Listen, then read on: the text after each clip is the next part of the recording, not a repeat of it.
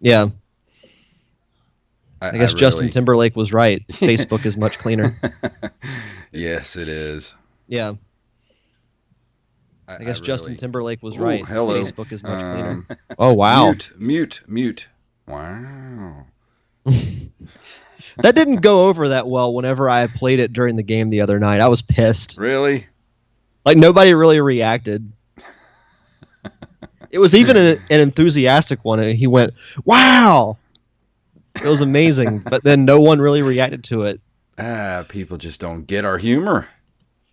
No. Wow. Well, everybody in the press box was like, oh, that's amazing. Let's do it right now. So I cut it and then put it in our sound computer. Oh, And when man. the opportunity showed up, it just fell flat. Let me look in our email real quick just to make sure there's nothing there because I forgot to check our email for this week. That'll give me time to post this on Facebook. Yeah. And Tyler Watson sent me a link earlier on Facebook about Final Fantasy.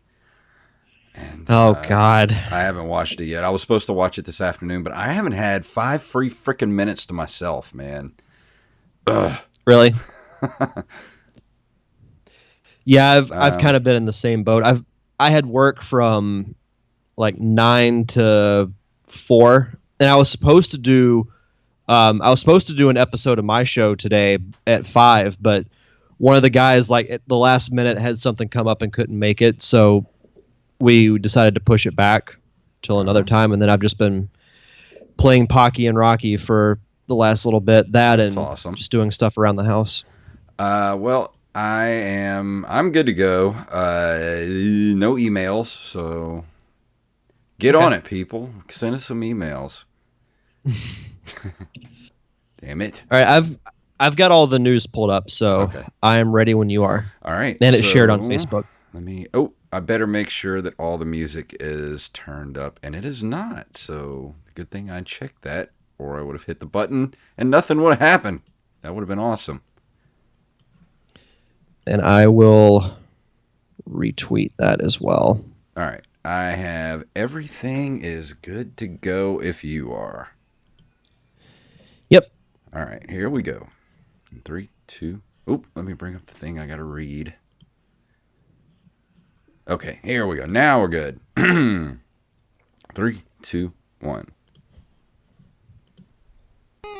This episode of the Nerd Cave Retro is brought to you by Audible.com. Get a free audiobook download and a 30-day free trial at audibletrial.com/nerdcave. Over 180,000 titles to choose from for your iPhone, Android, Kindle, or MP3 player. You're listening to the Nerd Cave Network.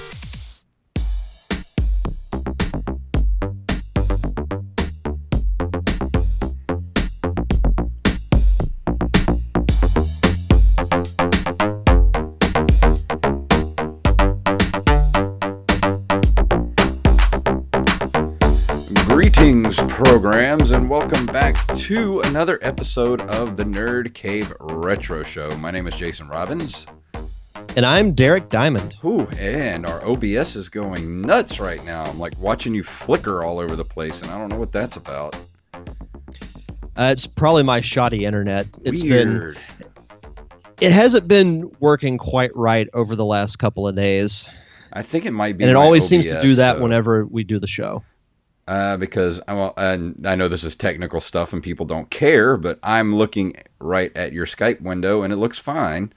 But going into OBS, it is flickering all over the place, and I don't know what that is. So hopefully it rights itself. If not, it's going to drive people crazy watching on Twitch right now. Damn it. Stupid internet. Oh, well, let's forge ahead, shall we? Yeah. So, Derek, tell me what your day has consisted of. It's Father's Day, and neither of us are fathers, but we both have fathers. So how was your day? Well, I had to work, unfortunately, so did not get to spend time with the family for Father's Day. But, did talk to my dad, wished him a happy Father's Day and all that fun stuff.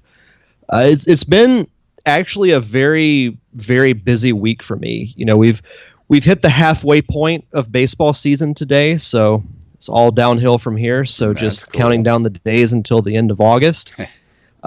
Some exciting news. I put out the casting call for my short film that I've been working on for what seems like forever. And actually got really good response to it. I got upwards of 20. And you were worried. I was worried. I mean, I always keep my expectations low, so that way when things work out, you know, I'm all the happier. And then if they don't work out, I'm not as disappointed. But I got upwards of, I think, close to 20 audition requests. Wow, so that's a lot. Just waiting for those to come in. Looking at doing callbacks probably in mid-July, and then hopefully start shooting late September, early October. So it's looking like, because I know I've talked with you about this off air, but I haven't exactly been in the best headspace in the last few months. So, you know, I finally decided to just do something to try and get myself out of it, and it's looking like this might be it. Well, I think, I think we've both been in kind of a bad headspace the last couple of months. So it's good that, you're getting that going. Oh, I think I fixed the flickering. You getting that going, and nope, I spoke too soon. You're flickering again. Damn it. Sorry, anybody that's watching this on Twitch or will be watching it on YouTube. I apologize. I'm going to have to go and try to figure out what the hell that is once we're done here. But yeah, I have another short film that I want to be working on that Wally helped me write. We have a couple of full-sized movies that we want to do and television shows that we'd like to pitch. So hopefully the next couple of months we'll be able to get some more stuff out there, because I hate feeling stagnant. Every time I get stagnant, I start feeling weird. No, I'm right there with you, and I've been working on the script really since this time last year, and then just kind of fell off of it, and then I think in March or April finally finished it and decided, you know what, I'm just gonna do it. I'm gonna stop worrying. I'm just gonna do it. And I've been talking with our mutual friend Steve Wise a lot, and he said, I'm not gonna lie, it's gonna overwhelm you, but you'll be fine. Yeah. So well, that's how it was for Monsters he's been a huge help. Yeah, I lean on him a lot lately for stuff, and I know he gets tired of me constantly, messaging him on Facebook and be like, "Oh, what do you think about this? What do you think about this? Will you help me with this? Blah blah blah." And I'm sure he's just like, "Damn it, stop messing with me." I like to picture he's sitting in his office at like 11 o'clock at night talking with at least 10 people on Facebook Messenger. Sure, that's what his nights consist of. Probably. But no, I'll definitely keep everyone posted, on the status of everything. But, other than that, staying busy with work, doing my other show. I did an AMA this past week on Facebook Live. Probably going to do another one this week because I don't really have anything in the can as far as like interviews or roundtables or anything. But we'll see what happens. Yeah, well, that's cool.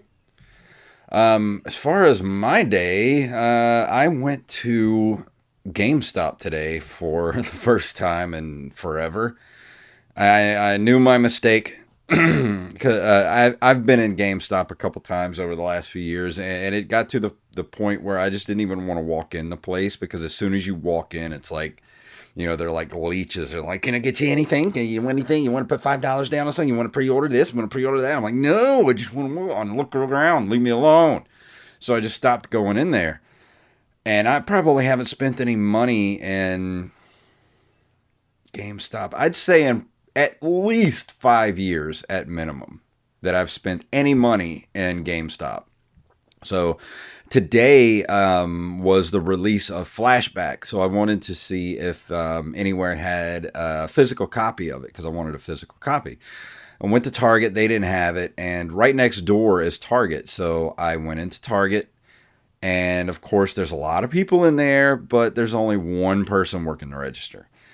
And I'm looking around, and I didn't see it, and I didn't find it in Target. I didn't find it in GameStop, but they did have a clearance rack with a Super Mario 3 Pixel Pal that I wanted to buy. And it was 50% off the already clearance price. So I was going to pick it up for $5. I'm like, this is awesome. So I pick up my box. I'm walking to the counter, and I see the dreaded person who is turning in their old Xbox 360 with about 50 games. Oh, and I'm like, no. Oh, no. I'm going to be here forever. And there was still one person ahead of me behind them. And I'm standing there in line, and my wife is walking around looking, and she's like, is this going to take forever? Is it worth it? You know? So the guy behind the counter is like plugging in the Xbox, and he's like checking everything. He's checking all the controllers. And I just finally got to the point where I was like, you know what? Screw it. I just went and put the Super Mario back and walked out of the store. And I'm like, you know what? I'm never going to GameStop again, ever. Not only should they have had at least one other person working, if you only have one person working and you know you're going to be tied up with this, trying to buy someone's Xbox 360 with two, Walmart grocery bags full of games, it's going to take you a while. So why don't you say to them, excuse me, I have a line forming here. Let me get them out of the way, and then I will come back to you, if that's okay. I'm sure they would have been fine with that. But no, he didn't even acknowledge our existence behind these people. And I knew this was going to take like an hour. I mean, they got to go through every single game. And then, and then at the end of everything, they're probably going to get what, like $8, $9 for everything. Like you might get $20, $25 if you're lucky for all of that. Yeah. And I'm not going to sit here and wait through all that just to get, a $5 Super Mario Brothers 3 Pixel Pal that would have looked awesome on the shelf behind me for when we're recording the show. But no, I was not going to waste my time. So GameStop, there's a reason why you're going out of business, because you suck awfully. That's all I have to say. Yeah, I'm lucky in the sense that there's a GameStop in the mall that's like 2 blocks from my house. They're actually not that bad. They normally are good about having at least 2 people working, and they don't follow you around. Like when you walk in, of course, they'll ask, if they can help you with anything, but they don't pester you with, wanting to pre-order stuff and the things that GameStop is known for. Yeah. So that one I can go to. There are some other ones in town that are much like the one you just described. So if I ever go to GameStop, I just go to the mall. Well, that's the thing. There's 2 GameStops in that shopping center, which is weird. But there's one that's like on the other side of the interstate where I was at, which was like maybe 2 minutes away. But I'm not going to go over there. I'm not going to do that. GameStop, you're awful. You've always been awful, and I'm never going there again. So if I need to buy something, I'm either going to Target or Best Buy, and I'm never going in there again. So thanks, guys, for wasting, 30 minutes of my afternoon. And the people that are turning in the Xbox 360, I'm like, this thing's probably full of like nicotine smoke, because they're like they're like older. And the lady was like, yeah, we've got 50 games here. Like almost dying while she's talking to the guy. And I'm like, oh, Lord. She's actually developing cancer as she's talking to you. She need to go get checked for emphysema, lady. Take your money from the Xbox 360 and go get a lung scan. Oh, Jesus. I love it. But let's go ahead and move into the news for this week. Let me bring up, which is our first story? Hold on. Let me E3. make sure. Okay. Yeah, that's right. Here we go. Let's move into the news.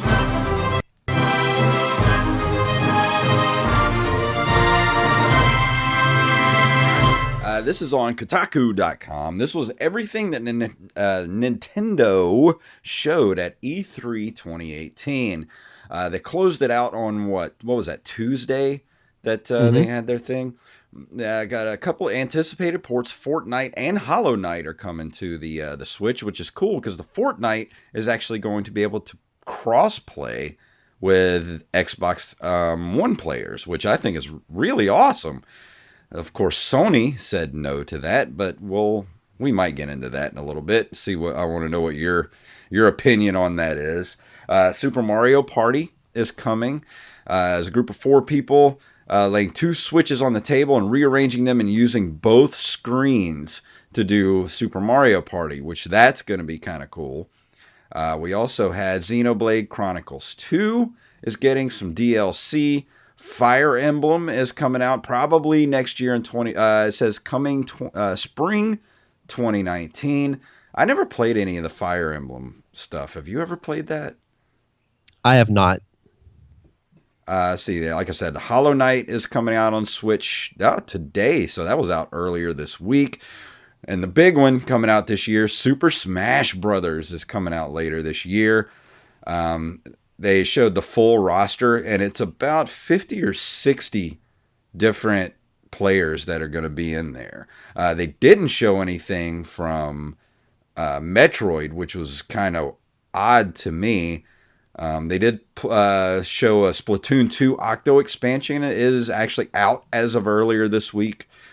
That's about it. So, is there anything in particular you wanted to kind of talk about that's upcoming for the Nintendo Switch? Well, I knew that Smash Brothers would be the focal point of this Nintendo Direct. I was a little disappointed that there wasn't anything with Metroid or even this supposed open world Pokemon game that's going to come out. Yeah. But that being said, the 3 big things that I took away, Fortnite being available for the Switch is huge. And the fact that it came out that day, I can imagine that Reddit and other Nintendo websites were just losing their mind when that was dropped. I did download Fortnite. I haven't played it yet. I haven't either. Obviously, it's a huge worldwide phenomenon right now. So getting it for the Switch and being able to play with Xbox players is absolutely huge. And Fortnite is just such a genius concept because it's free. Yeah. It's a free game. It's absolutely insane. And they make all their money off of cosmetic items for the game, which is genius. Yep. It absolutely is. Mario Party looks really fun. Being able to connect 2 Switches to play one game, I think is really intriguing. I did watch some gameplay of it. It looks like it's, and it could be just from what little I watched, it looks to be a little scaled down as far as like the map sizing and everything goes. But then again, it could have just been a demo. Yeah. So I'm definitely intrigued by it. But of course, Smash Brothers dropping the bombshell that every Smash Brothers character that's ever been in any game will be playable is amazing. Yeah. It's like the Infinity War of Nintendo. I mean, just to name a absolutely few, insane. Of course, there's Samus, Kirby, Bowser, Link from Breath of the Wild, Donkey Kong, Fox, Falco, Marth, Zelda. Let's go down a little bit. The Ice Climbers are on there. Captain Falcon, Zero Suit Samus. Let's see, Charizard, Jigglypuff, Diddy Kong is in there. Bayonetta is in there. Dr. Mario, Rob the Robot is in there. Duck Hunt, Pit, and Dark Pit are in there, which I would love to play those 2. Bowser Jr., Toon Link, Young Link. Let's see, Little Mac, Pac-Man, Mega Man, Luigi, Yoshi, and also they debuted Ridley from Metroid is also going to be a playable character in there as well. I thought that was awesome. The trailer was so badass. Well, did you actually get to see the Nintendo presentation from E3? Mm-hmm. I watched it live. Yeah, they spent a lot of time on Super Smash Brothers. Yeah, my only gripe with that is that I didn't really need to know the differences from every single character between like their first appearance in the Smash Brothers franchise up to now. Yeah. That part I kind of, tuned out. And then when I saw it was wrapping up, they showed the trailer for Ridley. And the Splatoon kids, the Inklings, are in it as well. So, I mean, there's characters for everybody, and there are some that what they're now calling Echo characters, or like Echo Fighter or something, which is basically a character that's very similar to an original version. Like Dr. Mario is very similar to Mario. It's just he wears a lab coat and throws pills instead of fireballs. Dark Pit is essentially the same as normal Pit. Well, they also announced that Princess Daisy is going to be in the game as an Echo Fighter of Princess Peach. That's awesome. So it's going to be a lot of fun. And I think they're actually going to start the game where you can only choose the original 8 characters. And then you just constantly are unlocking stuff. Yeah. Which I think is amazing.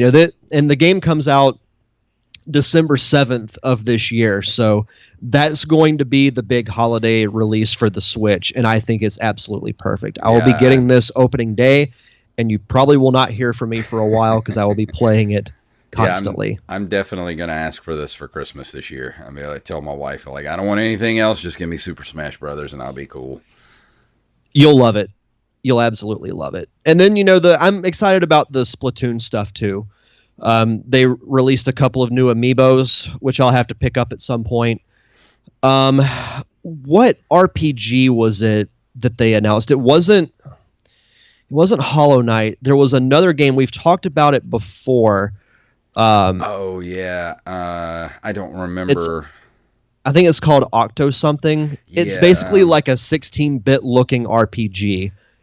Game I'm really excited for because it's right up my alley. It looks like an RPG and feels like an RPG that I would play on the Super Nintendo. Because we just talked about it, like a week or so ago. Within the last 2 weeks, we talked about that game. I think I might have just found it. Octopath Traveler. That's it. Yep. Oh, I just found it too. Octopath Traveler. Let's see. Pokemon's Let's Go Pikachu and Eevee are both coming on November 16th. Killer Queen, version of the legendary competitive arcade Killer Queen, is coming to Switch later this year. Daemon X Machina is coming out. It's a mech game. Dragon Ball Fighter Z, SNK Heroines Tag Team Frenzy, and also Octopath Traveler. So there's a lot coming out for the Switch that is very interesting coming out this year. Yeah, and I was expecting maybe a little more from the Nintendo presentation, but it definitely didn't disappoint me. I mean, they brought out Fortnite, which I thought was very essential. Xenoblade looked cool, even though that's a game that I probably will never play. Yeah. But Smash Brothers was the big thing. Like, that's the big release for 2018 for Nintendo, and I think very deservingly so. You got to remember too. I mean, they didn't really have too much to do with E3 because we do have Nintendo Direct now, so they don't need E3. E3 is just more of a, I don't know. I guess it's one of those things that you just kind of feel like you have to do. Instead of it being the big thing. Like now Nintendo can just release stuff whenever they feel like it. And that's cool with me. I mean, E3 is fun, like looking at all the stuff's going to be coming out. But I mean, you look at some of the stuff for like Sony and Xbox, like Xbox or Microsoft, actually, not Xbox. They're basically, they didn't have a lot to show, but they're buying up a lot of studios so that they can have more first party stuff, at the earliest, like next year, or maybe even by the time the next console comes around, they actually have more to offer. Because honestly, the Xbox One, I think is pretty much just dead in the water at this point. Yeah, and I will say, and maybe it's because I'm, a Nintendo fan at heart, and they don't have as big of a presence at E3 as they used to. But I don't look forward to E3 like I used to. Like, I remember in high school, that was like the thing to look forward to. And I would be on IGN constantly looking at stuff with E3. But now it's I'll see what Nintendo does, and Yeah. that's pretty much it. Yeah, same here. I mean, I like E3, but like I said, at the same time, it's like they announce stuff that's like 2-3 years down the road, and it's like I'm gonna forget about this in like 4 months. So why are you announcing things that aren't even close to being ready? Like they announced a new Star Wars game that's supposed to be coming out, and they didn't even have anything to show. And I'm like, why are you telling me?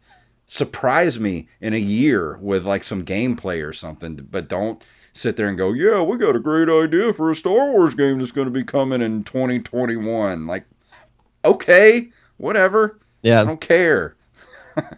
Save it for 2021 and say, oh, this is available now. Yeah, like come out and say, and it's available today. I'm like, and everybody's like, screaming like, that's awesome. I don't want to know about crap that's coming out like 4 years from now.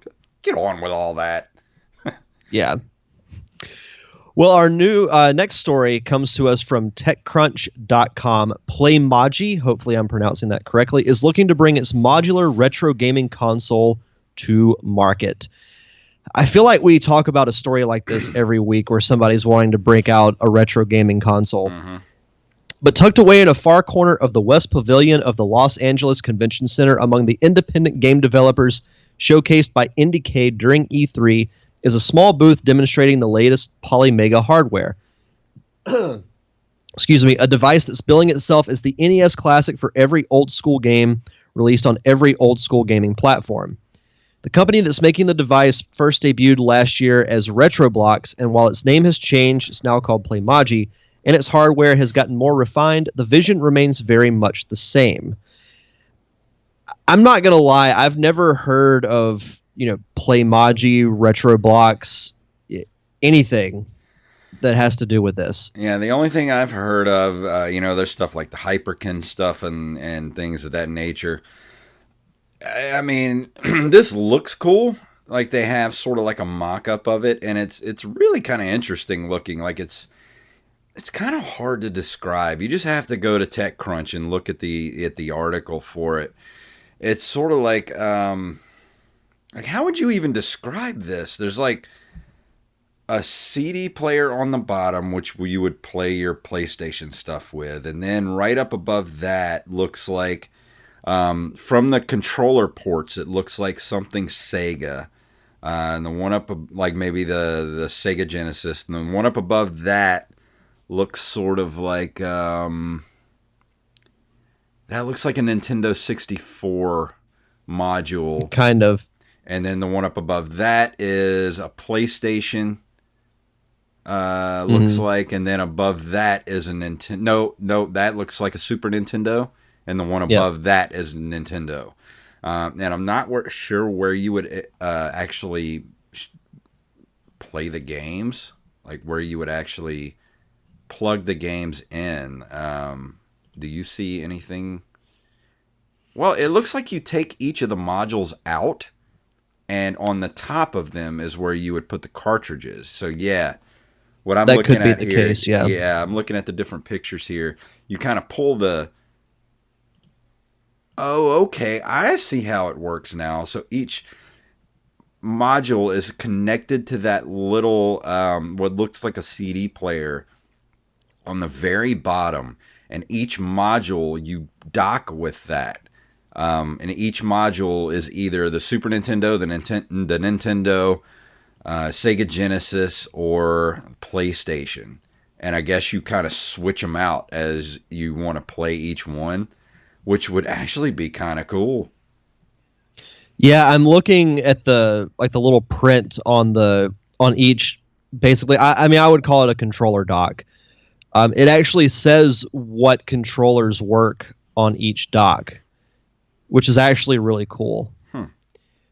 Yeah, looking through all the photos, you basically you put the little dock on top of what you say is the CD player, and that's where you put the cartridge. Yeah, it's kind of interesting. Cool. It's interesting. It says it would sell for $249.99 initially, with module sets that allow for users to upload games from different consoles, starting at another $60. These modular sets also include controllers that resemble the classic designs from NES and Sega systems. I don't know. If this thing actually turned out to be put in stores, and it was, very well built, turned everything into, HD, like with an HDMI into the television, I would consider getting something like this. I would agree with that. Yeah, looking more in depth, I don't know if it's something that I would for sure get, but it's definitely intriguing for sure. Yeah, well, I'll keep my eye on this, and it's Playmaji. So if you want to look at this, just go to TechCrunch.com and look up Playmaji. It's PlayMaji, and this article just came out a few days ago, so you'll be able to find it very easily. Mm-hmm. And on to our last story for the night. I just saw this a little while ago, and it made me very, very happy. Donkey Kong, and this is on Mashable.com, Donkey Kong comes to the Nintendo Switch in its original arcade form. And this is what I have been waiting on for so long. The original arcade version of Donkey Kong has landed for the Nintendo Switch. Announced at E3 on Thursday, the re-release is the latest from Nintendo's Arcade Archive series and sees the game reproduced in all its maddeningly difficult glory. First reported by Kotaku, it's hit the Switch for a relatively affordable amount at $8.99, and I actually think that's a pretty good price for it. Fortnite is free. And Donkey Kong is $8.99, so for $9 you can have yourself a pretty cool weekend. Mm-hmm. Absolutely. No, I think this is great. And the fact that it's the arcade version is really cool. I mean, we've been waiting for Nintendo to release stuff like this. Yeah. And I know the whole, online system comes out in September. But I think this is a nice little tease. I think that's what people really want. If you want to really break it down, you're never going to be able to play these original arcade versions of these games unless you have the actual arcade cabinet, or if you get a ROM from somewhere and have an emulator. But I would love to play original arcade titles on the Switch, and I'm talking about not just like the Nintendo stuff like Donkey Kong and Mario Brothers and things like that. I want to play like the original Narc, that was the arcade version. The original Teenage Mutant Ninja Turtles arcade game, the Simpsons arcade game, like Aliens versus Predator. And I know a lot of this stuff is a logistical nightmare when it would come to licensing this stuff, which I'm not even sure those companies that made those games even have the licenses anymore. But if there's a way to do it, there's a market for that stuff. I would pick up all that stuff, especially like the old Narc, the original Double Dragon from the arcade, all the arcade stuff that you can't get anymore. I would pay between $5 and $10 for arcade ports to the Nintendo Switch. Come on, Nintendo, give me all of it. Give me everything. I want it. Take my money. Do it now. I'm offering you my money, Nintendo, and you're not taking it. Just do it. To quote Arnold, do it now. Do it now. Well, let's go ahead and move into this month in video game history. Let's see. The first one we've got here is in 1987 in June, Outrun for the Sega Master System Mark III was released. The super scaling employed by Sega's iconic racer would obviously never translate perfectly to the 8 bits, but Sega clearly tried with some nice bright graphics and the hills and valleys of the arcade brought into the home, making it stand out among other into the screen racers. I don't know what that sentence means. I must have wrote this wrong. That's weird. That's a weird sentence. Sorry. But yeah, I get what they mean though. I did play Outrun a few times when I was a kid from a couple of my friends that actually had Sega Genesis. And I always thought it was a really good, version of that game, the Outrun games. Yeah, I've heard of this, but never I've said this multiple times. I was never really into Sega. I was Nintendo at heart, and the only exception I really made was the Sonic franchise. But Yeah. I have heard of it. Well, I had a And friend. I've I heard had good things. one friend that had he was a Sega kid. He had the Master System and he had a Sega Genesis. And I remember I was probably in fourth grade when I went and stayed at his house a couple times during our fourth grade year. And he had the Sega Master System and he had Outrun. And what was the original? It was a racer. It was. It came with the Master System. It was a motorcycle game. Now I can't remember the name of it. Let's see. With Master. Was it Road Rash? It wasn't Road Rash, was it? Hang on. Hang On. That's it. Yeah, Hang On. I remember playing Hang On, and that was a really good video game back in the day. It was kind of like, it was way better than Rad Racer, if I do say. Yeah. Also in June of 1987, Konami releases Metal Gear, which is an overhead military action-adventure stealth video game considered to be the progenitor, Yeah. I think is that word, of the stealth game genre. It is the first video game designed by Hideo Kojima, who directed many of the later Metal Gear sequels. What's cool is, with Smash Brothers, including every character, that also includes Snake from Metal Gear Solid, because he was in Smash Brothers Brawl for the Wii, and that people lost their mind over that. Yeah. Never played a Metal Gear game. I would like to at some point. But obviously they're still going on. So I played the original Metal Gear for the NES, and I did not like it when I was a kid. I do not like stealth games. I tried to get into the Splinter Cell games back in the original Xbox days.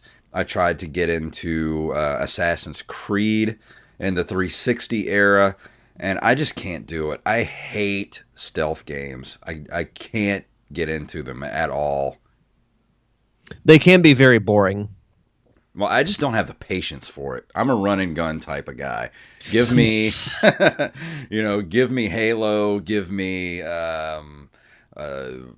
just anything else that doesn't require me to have to be quiet and slow.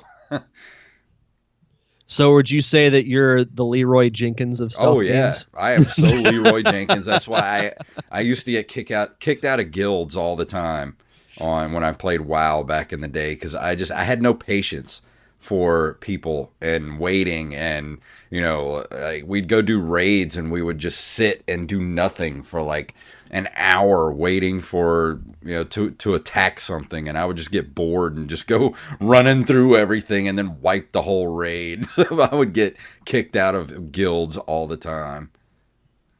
Leroy Jenkins. All I wanted was some chicken. In June of 1988, Nintendo releases the last issue, number 7, of the Nintendo Fun Club News, and soon after was the Nintendo Power, which was the greatest magazine ever made. Oh, damn right it was. I remember when, the Fun Club News was a bit before my time. Yeah. I had briefly heard of it, but I remember I think I started with issue, was it 4 or 5 of Nintendo Power, and collected it up until, close to the end of its run. Yeah. I remember, knowing around the time when that magazine would be sent, through the mail, I would go with my mom to the post office, and as soon as we would get it, I would just start reading it, because luckily I didn't get car sick as a kid. Yeah. So I could read whatever I wanted. And I remember, I know we're talking more about Nintendo Power than Fun Club News, but I remember the comic strips that used to be in that magazine. I think the kid's name was Nestor. Yeah, Howard and Nestor. Or something like. Yeah, Howard and Nestor, and then they actually did comic adaptations of some of the Super NES games. Like they did one for Mario World, Link to the Yeah. Past, and they did one I think for Metroid and Star Fox as well. God, I love Nintendo Power so much. I had almost every single issue from probably the very first issue until about, I think I stopped getting it like right around like 92 probably. 92, 93, somewhere around there. And I had every single issue for about that 5 or 6 year run. I wish I still had every single one of them. And I went up to, when I went up to Jersey and was hanging out with Joey Image, he still has his very first issue of Nintendo Power, the very first one about Super Mario Brothers 2. And I told him, I was like, dude, and it's in almost perfect condition. Like it hasn't been, like it's been perfectly preserved for 30 years. And I was like, dude, you need to get this like in plastic right now and get it graded. Like at this second, go put it in plastic. Yeah, I remember that cover. All the characters look like they're made out of like Play-Doh. Yeah, it was like everything was made out of clay. Mm-hmm. It was awesome. That's really cool. But like I said, you know, I have no real memory of the Fun Club news just because it was before my time. Yeah. And actually coming up next for the next one that you're about to do, Derek, I just want to put a disclaimer on this that there are different websites that claim that Double Dragon came out in 1988. Some say 1989. And that's the trouble with doing video game history is you got to do a lot of research because there's a lot of misinformation because they didn't do release dates back then. They just kind of dropped it out there. So Nintendo Dragon, I don't know which site is correct, but it came out in either June of 88 or 89 for the port, the NES port. So if it's not 1988, I apologize, but that's where I put it. And all yours, Eric. No worries. No, in allegedly 1988, or it could be 1989. Double Dragon was ported to the family computer by Technos Japan. The game was published for the NES in North America by TradeWest, who was given the license to produce other home versions of the game as well. I tend to think that this came out in 88. I'm going to say it was 88, because I remember actually playing this before, or right around the time when I first got the Nintendo, and I got it in May of 88. Or no, it was 89. I got it in May of 89, and I actually played this at my cousin's house like a year before that, like way before I got my Nintendo. I remember playing it before I got my Nintendo because it was one of the games that I wanted so badly when I got the Nintendo. And I'm gonna say it came out in 88. I think that's a safe assumption. Yeah. But of course I'm old and my memory is starting to go, so you never know. It's all good. And we're closing out here, the last two, into 1989. Hold on me. Ooh, what just happened? My Google Doc just went nuts. That was weird. It's been acting up all day. Yeah, I don't know. Because I looked at it earlier today, and, you know, it was doing the same thing. Crazy. All right, here we go. And June 5th of 1989... Bullfrog releases Populous, one of the first commercially successful God games. Do you remember Populous? I know the name. I remember this Never coming played out. it, though. They had this for the Super Nintendo, and I really wanted this game because I thought it would be awesome. I love simulators, especially when you can go through and actually destroy it, you know, like God mode. That's always been some of my favorite kind of things to do. Like I love... you know, games like Civilization and things like that. Some of my favorite games are you know, civilization building games. Yeah. No, my personal, like my first memory of those type of games was SimCity for the Super Nintendo, which is a game that I will probably review fairly soon because I've been kind of wanting to revisit it because I haven't played it probably since I was a kid. But I have very fond memories of that game. But no, these type of games are cool. Oh, yeah. I like them quite a bit. But to round out this month in video game history, in June of 1989, Lucasfilm Games releases Puzzle Puzzle game Pipe Mania, which lives on in other titles as a visual representation of computer or security system hacking. And they're actually talking about BioShock took this as their hacking system in the game. Really? Yeah. Huh. I did not know that. Oh, it actually says it right here. Within BioShock, a variation of the game exists as a means of hacking machinery. A successful hack is beneficial to the player. Alien Swarm, Saints Row 4, and Warframe also use variants of the game to represent hacking tasks. BioShock was one of those games that, to quote you, passed me by. Oh, dude. I love the BioShock games. I've heard nothing but great things. If you ever get a chance to go back and play those are very much worth it. I think, didn't they do a BioShock sort of compilation not too long ago for the PS4, if I'm not mistaken? Let me look this up. BioShock compilation. They did. All I'm getting is like, yeah, I'm looking at it right now. BioShock compilation porn videos on Pornhub.com. Thanks, Google. Weird. Yeah. Yeah, I'm not getting anything as far as that, but it's saying there's a lot of BioShock porn here, so I don't know what I have stumbled into, but I'm going to X out of that window. No, there is a BioShock collection available for PS4 and Xbox One. It came out in 2016. Dude, you should definitely pick that up because those are... You have a PS4, don't you? I do. Yeah, you need to get that. Get on that, dude. BioShock is great.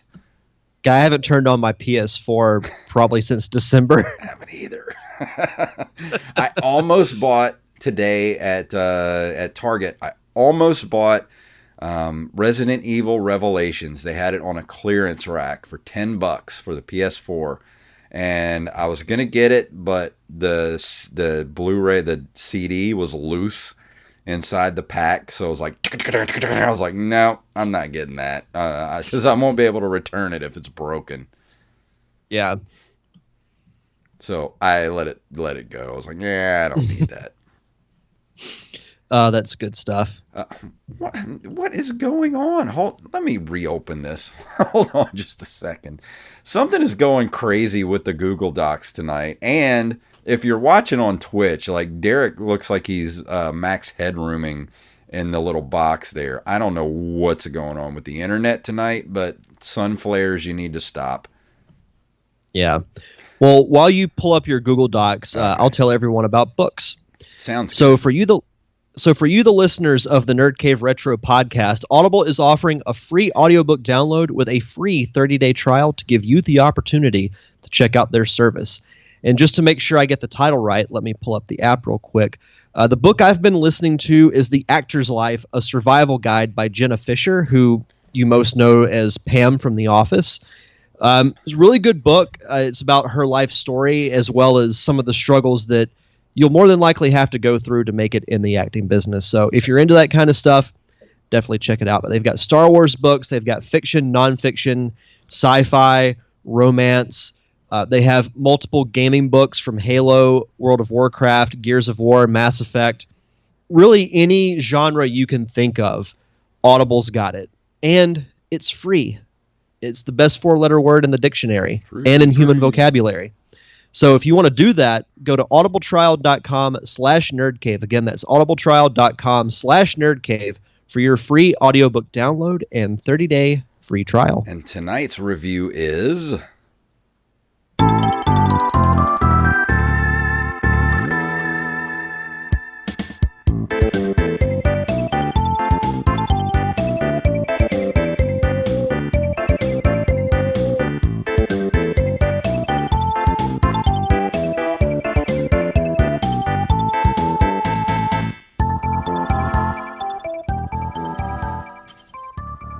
So catchy. And so peaceful, too. I know. It sounds so much like Legend of the Mystical Ninja. It's crazy. So this week, I'm going to be reviewing a game that I've been wanting to, honestly, for quite a while. It's called Pocky and Rocky, which is a 1992 multi-directional scrolling shooter video game developed by Natsumi for the Super Nintendo Entertainment System. It's actually, and I didn't know this until I read the Wikipedia, when I was doing research, it's the sequel to the 1986 arcade game Kiki Kai Kai, developed by Taito. Pocky and Rocky follows the adventures of a young Shinto shrine maiden named Pocky and her new companion, Rocky the Tanuki, as they attempt to save a group of creatures known as the Nopino Goblins. Gameplay takes place from a top-down perspective and features both single-player and co-op modes. Now, to turn back the clock a bit, and also to go back to our Nintendo Power conversation from earlier, I had quite a few Super Nintendo games. Like that was my system. I had, a lot of games that I had collected throughout the years, and I remember distinctly reading an issue of Nintendo Power and reading about this game. And it intrigued me, one, because of the look and the top-down view reminded me of games like Mystical Ninja and Link to the Past. And Tanuki, most people know Tanuki as the Tanuki suit you get from Super Mario Brothers 3. Yeah. Very similar to that, and I also didn't know this until I was doing research, but the Tanuki is also like a good luck charm in Japan. Yeah, isn't it like a fertility god too? Like I think so. They'll do giant golden statues of a Tanuki, and even you notice this when you play Legend of the Mystical Ninja. They have very big testicles. Yeah. Even when you're playing Legend of the Mystical Ninja, they'll have like the big Tanuki statue, and it's like humongous testicles, and you're like, whoa, hello. Oh, geez. But no, I actually learned a lot about this game, and it was one that I just never picked up for some reason. And then years and years went by, and I remember when we started doing the show, I had a list of games that I had never played for like the Nintendo 64 and the Super Nintendo, and this was right near the top, so I finally decided to do it. And the cool thing about this game is that it's super easy to get into. The gameplay is so simple. I mean, it's top-down view, and you really only have two moves that you can do. If you play as Pocky, you throw playing cards, or you can hit enemies with your wand. I know it's not exactly called a wand, but it's pretty much what it is. Oh, it's called a gohai, which is a wooden wand, which is used in Shinto rituals. Or if you play as Rocky, he throws leaves and uses his tail. And the characters are very similar. They have a couple of different abilities. Like I think Pocky's, she has a bomb attack, which is a little more powerful than Rocky's. And they can both slide, but Rocky can slide a little bit farther. So there's very subtle differences, but they're essentially the same character. I prefer to play as Rocky just because I like the Tanuki, to be perfectly honest. But they're both, they're pretty much the same. As far as the story goes, it's set in a Far East themed world. As I mentioned, Nopino goblins were basically taken over or brainwashed, went insane and whatnot. And you have to go through the game and you fight different bosses who have been possessed by this being called the Black Mantle. And the game's actually kind of short, and the worlds are kind of short too, which would be a little bit of a knock on it, but it's still so much fun. Well, and I really, really wish that I had played this game when I was a kid, because I think this would be probably in like my top 10 Super Nintendo games of all time. Well, same here. Like, you had talked about doing this last week, and I thought I had played this game before because the cover art looks so familiar. Like, I remember seeing this on the shelf at the local video store. And this looks like something I would have rented, but when I was looking at the video, I watched some YouTube videos of gameplay of this, and I was like, I've never played this before, but it looks so much like Legend of the Mystical Ninja. I probably just thought I had played this.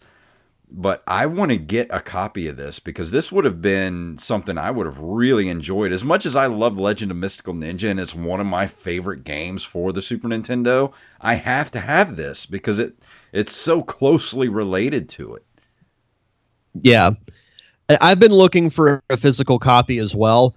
I have yet to find one in person, so I've been playing an emulator of it, but I don't think it's that expensive online. Like I've seen some that are like obnoxiously pricey, but then I've seen some that are like, $10, $15, I think. So it really varies. As far as kind of going back to the gameplay a little bit, it's fairly simple, but I will say something that I struggled with until I really got the timing down. A lot of the enemies move fairly quickly, and you get upgrades throughout the levels.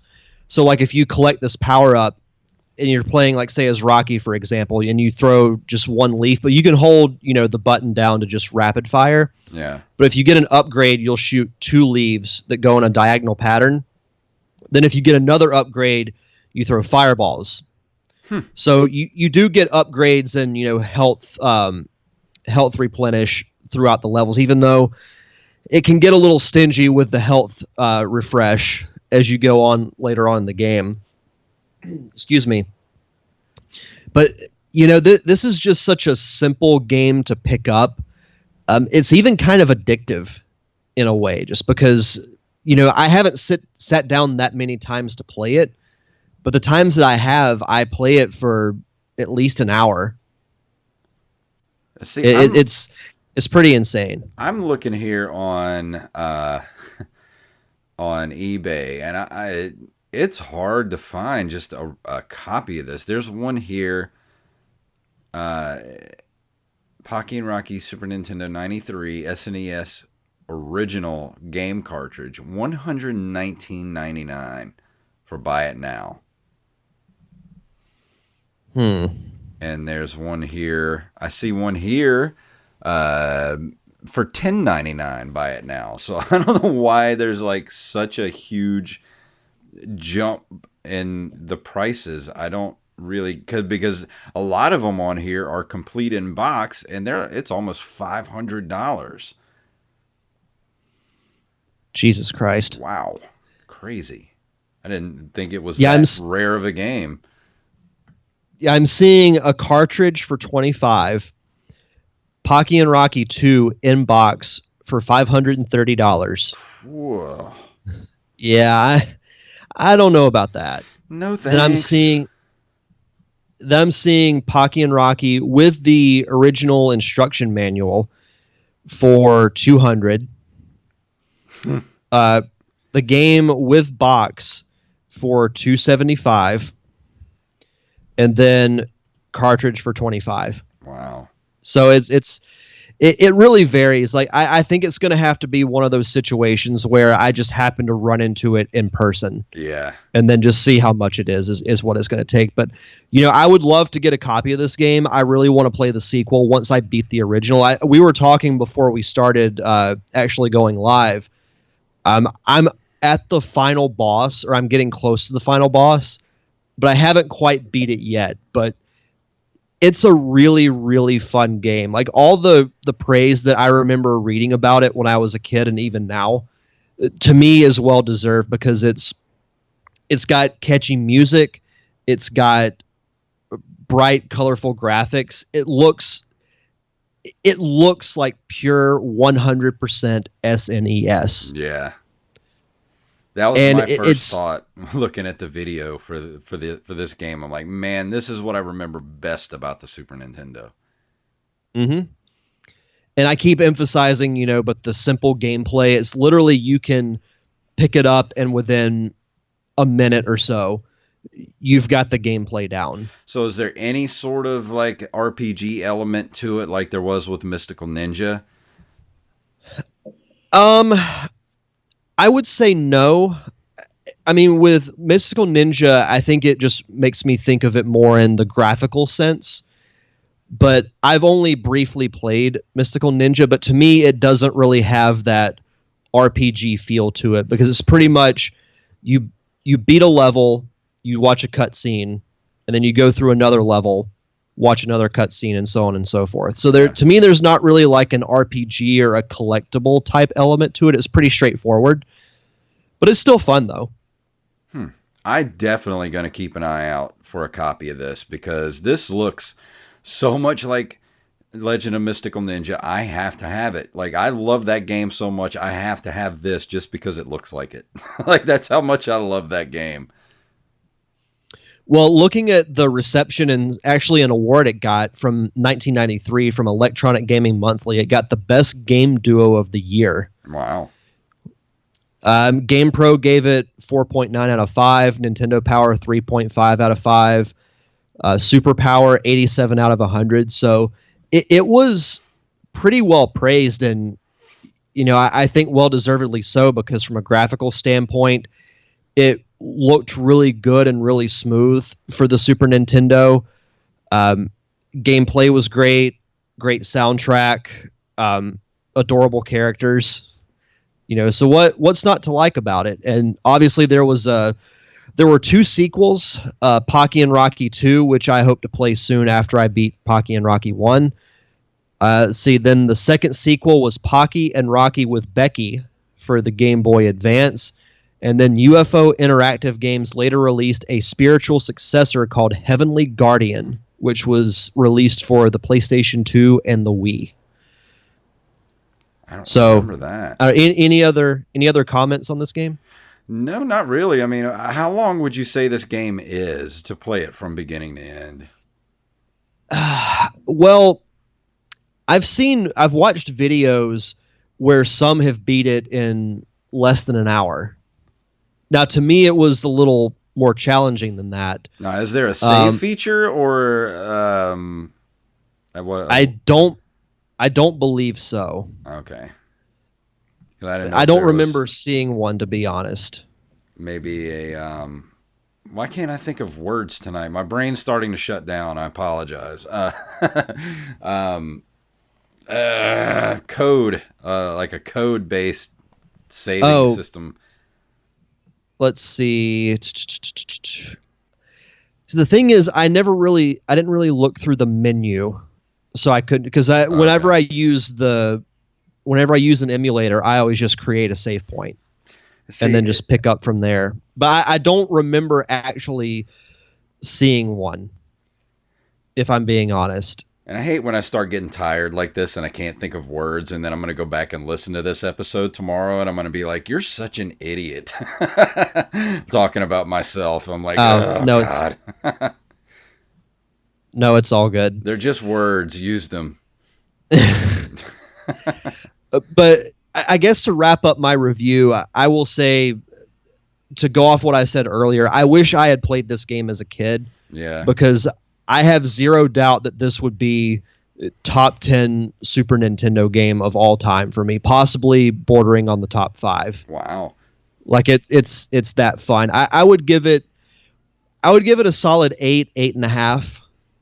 And I look forward to playing the sequel. So do you think playing it now as opposed to playing it as a kid and having no nostalgia for it, does that affect the score at all? I think a little bit. Like, I could see myself giving it a full point higher, like a 9 or a 9.5. Yeah. But I highly recommend that anybody play it. It's so much fun. Well, I'm going to, as soon as I can find a copy of it. If I have to get a ROM of it, which I'm not saying I do stuff like that. I don't do stuff like that. I'm going to try to find an actual copy of this somewhere, because I would love to play this and have a copy of it. I love the box art. It's very, very colorful and cute and very Super Nintendo, and I love it. If at first glance, like, you look at the cover art for it and you immediately think Ren and Stimpy.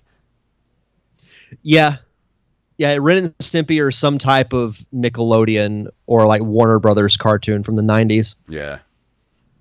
But yeah, that's cool. That's my review of Pocky and Rocky. Well, next week we're going to start our Battletoads block. Next week I'm going to be talking about Battletoads for the Nintendo Entertainment System, and then the week after that, Derek's going to be talking about Battletoads versus Double Dragon.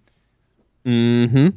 So that's going to be fun. I can't wait to talk about that. I can't wait to play Battletoads because it's been a long time, and I'm probably going to really suck. So we'll see how that goes. Well, for those who watch live, we're actually scheduled to do 2 episodes. Oh yeah, next week because that's right when my Gauntlet of July starts. So I guess next week we can go through the whole spiel of how July is going to work because it's going to get a little weird. All right, we can do that. So, is there anything you wanted to tell these fine people before we get out of here tonight? One thing I actually forgot to mention at the beginning of the show, and it was something you actually texted me about. I'm going to be going to Philadelphia next month for Podcast Movement, which is basically a podcasting convention that's held at a different location every year. I've been wanting to go for the last 2 years, but it's either fallen into a time of where I've had to work or I don't have the money. Yeah. And it just so happened to fall right at the end of a homestand. So I would basically be gone for an entire week. But I said, you know what? Why not? So I did it. So I wish I could go with you. It would be so much fun. We'll have to make it a point for us both to go next year. That'd be awesome. I'd love that. I've been wanting to go for years and just have never been able to go. I had no idea that it has been going on as long as it has. I think it's been going on since 2014. Oh, yeah. It's been 4 or 5 years it's been going on now. It's crazy. So, yeah, I'll be there representing Nerd Cave Retro as well as my solo show, The Derek Diamond Experience, which you can check out every Thursday on iTunes, Spotify, and all podcasting platforms. And you can follow the show on social media, Facebook, Twitter, and Instagram at D Diamond Podcast. Yeah, go listen to the Derek Diamond Podcast. Derek just dropped about 8 more episodes this last week. And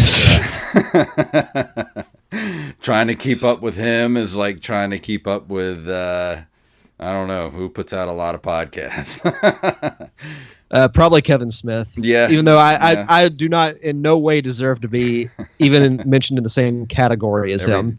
Every day I look on my Overcast, it's like Derek Diamond Experience. Derek talks with everybody today. I'm like, damn, Derek, slow down.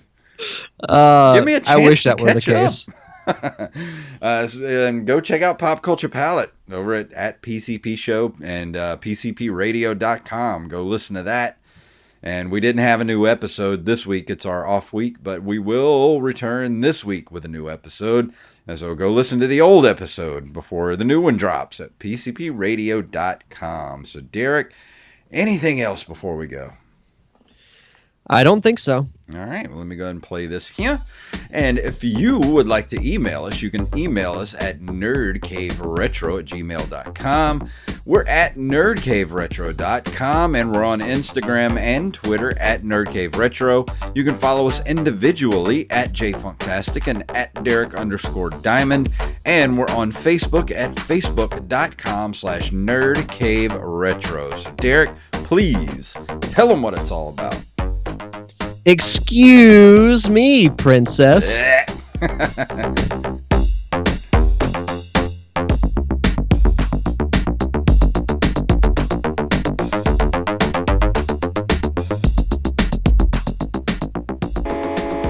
You've been listening to a Nerd Cave Network production.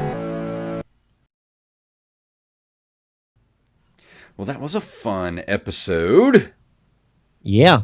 And thank you for watching us on Twitch and everyone that's going to be watching us on YouTube. And we will see you next week with 2 episodes back to back. If you want to hear us talk for 2 solid hours about Battletoads. Who doesn't? Who doesn't want to listen to us talk about that? Yeah. So we will see you guys next week. Thank you for joining us. And we'll see you next week. Bye-bye.